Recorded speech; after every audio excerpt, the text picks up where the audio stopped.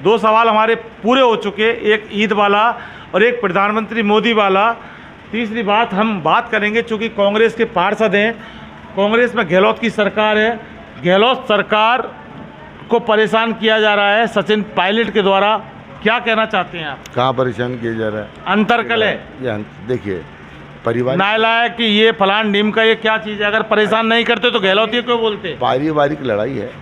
पारिवारिक लड़ाई में जहाँ 5 बर्तन होते हैं वो खुटकते हैं, उसमें और आवाज़ आती है। ये हमारे परिवार की लड़ाई है। परिवार में छोटी मोटी बातें होती रहती हैं। लेकिन साहब परिवार की लड़ाई बाहर जा रही है, बाहर के लोग फायदा उठा रहे हैं। किसने उठाया बताओ? फायदा किसने उठाया? आज भी राजस्थान उठा नहीं पा रहे, क्योंकि अशोक गहलोत मुख्यमंत्री हैं, उठाने नहीं दे रहे। आज भी राजस्थान के अंदर कांग्रेस की सरकार है और पूरे 5 साल कार्यकाल पूरे करने जा रही है और अब हम रिपीट मानने जा रहे हैं कांग्रेस की सरकार।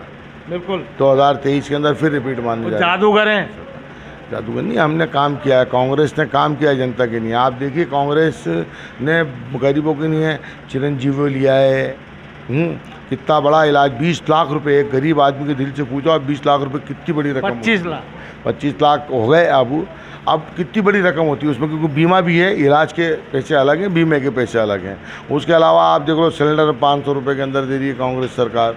उसके अलावा आप अंत्योदय देख लो, राष्ट्रीय खाद्य सुरक्षा का मामला देख लो, BPL देख लो, आप देखो 700 रुपये से बढ़ा करके 1000 रुपये पेंशन कर दी गई।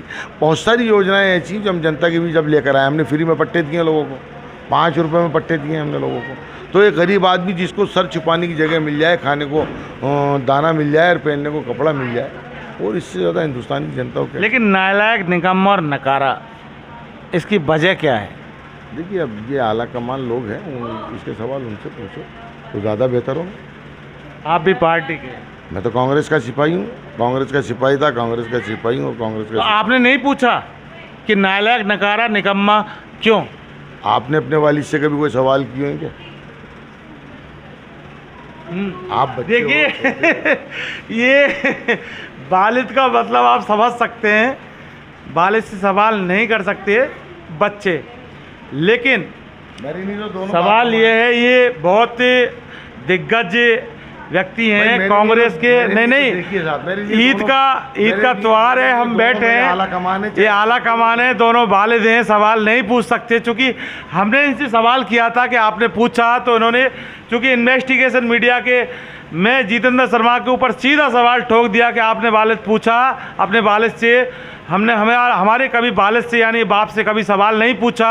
तो इन्होंने भी अपने वालिद से यानी बाप से कभी सवाल नहीं पूछा। चूँकि हम मीडिया है इसलिए पूछना चाह, लेकिन चूँकि समझदार हैं और बुद्धिजीवी व्यक्ति हैं और हिंदू मुस्लिम सिख ईसाई यानी सारे धर्मों के लोगों पर ये दिलों में राज करके बैठे हैं। उमर दराज 4 बार से लगातार पार्षद हैं और सीधा बड़ी शख्सियत के रूप में पहचाना जाता है। लेकिन सवाल एक है, सवाल मत पूछो, लेकिन घर में अगर बर्तन खटकते हैं तो आपको नहीं लगता कि पड़ोसी फ़ायदा उठाते हैं? और बीजेपी ने फ़ायदा उठाने की कोशिश की।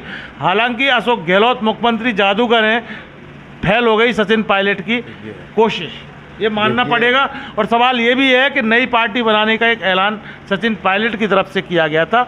लास्ट सवाल मेरा है। नहीं, कोई ऐलान नहीं किया मीडिया में अफवाह उड़ रही है। बिल्कुल यूँ अफवाह तो उड़ाने को पार्टी का नाम ही बताएंगे हम आपको। अरे खूब अफवाह उड़ाओ ना आप, मैं तुम्हारे मुंह पे झूठ बोलूँ तुम मेरा क्या बिगाड़ लोगे? तो ये मेरी बात सुनो, ये अफवाह उड़ाने का बाज़ार बहुत गर्म होता है।